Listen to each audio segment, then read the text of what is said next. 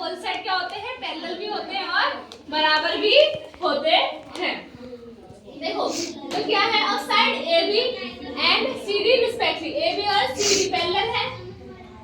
AB और CD, AB पे E mid point है, CD पे F मिड पॉइंट है, so that line segment AF and EC trisect the diagonal BD, BD diagonal है उसको AF and EC दोनों क्या कर रहे हैं, इसको तीन हिस्से में बांट रहा है इक्वल इक्वल। ट्राइसेक्ट का मतलब होता है, बाइसेक्ट का मतलब होता है दो हिस्से में बराबर बराबर बांटना, ट्राइसेक्ट का मतलब तीन हिस्सों में बराबर बराबर बांटना। तो हमें क्या गिवन में आपको सिर्फ दे रखा है कि AB CD के पैरेलल है और AB CD के इक्वल है, ठीक है, और AB पे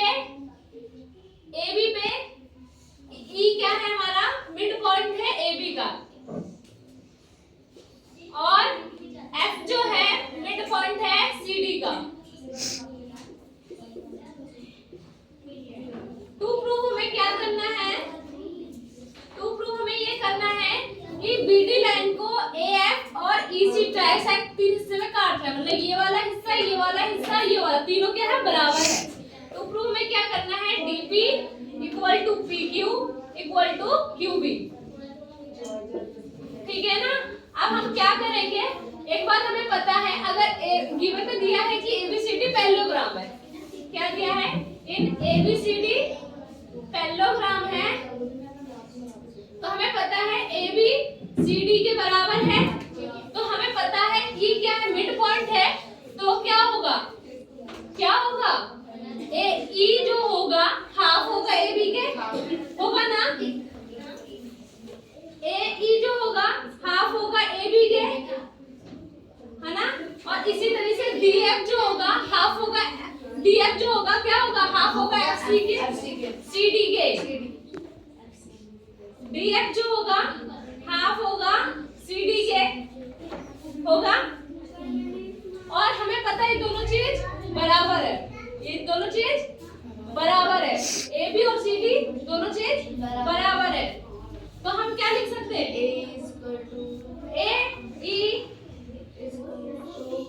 बट हमें इसको पैरेललोग्राम पहले प्रूफ करना है, तो हम क्या लेंगे, FC लेंगे कि जो FC है वो CD के बराबर है, ठीक है ना,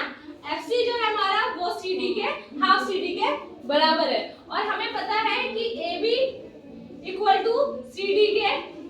बराबर होता है, तो इसका मतलब क्या है कि जो AE है वो भी क्या होगा, FC के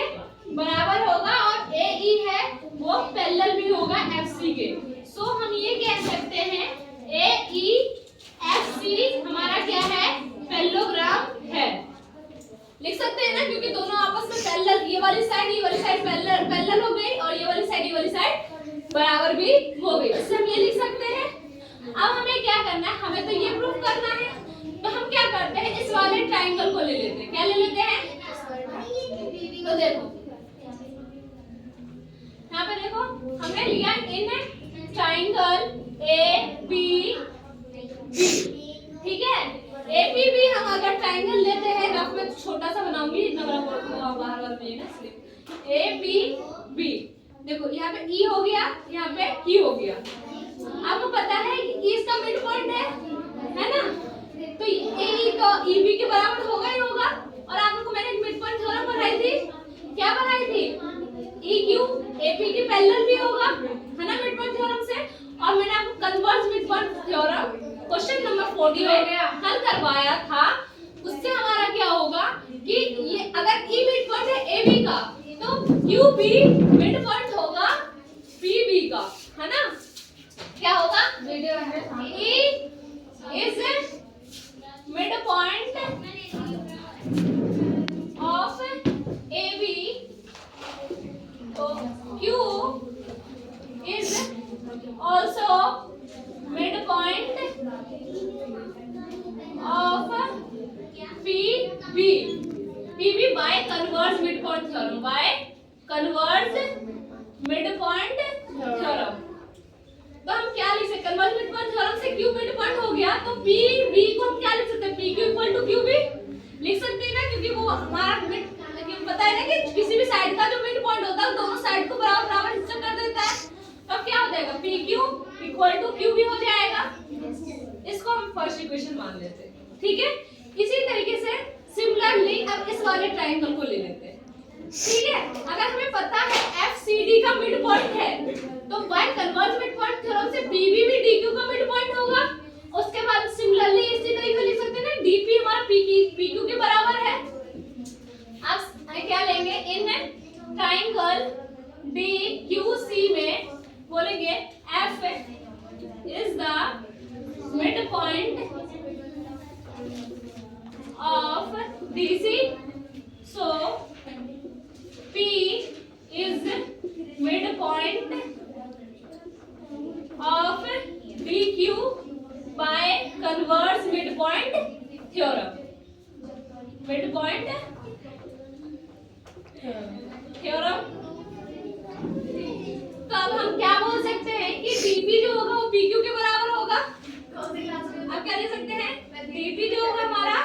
PQ के बराबर होगा। ये इक्वेशन सेकंड हो गई। From first and second equation से बोल सकते हैं PQ भी QP के बराबर है, DP भी PQ के बराबर है, तो ये भी आपस में बराबर हो गए क्योंकि PQ भी इसके बराबर है, यहाँ पे भी PQ इसके बराबर है, तो दोनों तीनों चीजें आपस में बराबर हो गए। तो क्या हो जाएगा अब DP equal to PQ equal to QB। Hence proof, यही चीज हमें प्रूफ करना था कि BD ट्राइसेक्ट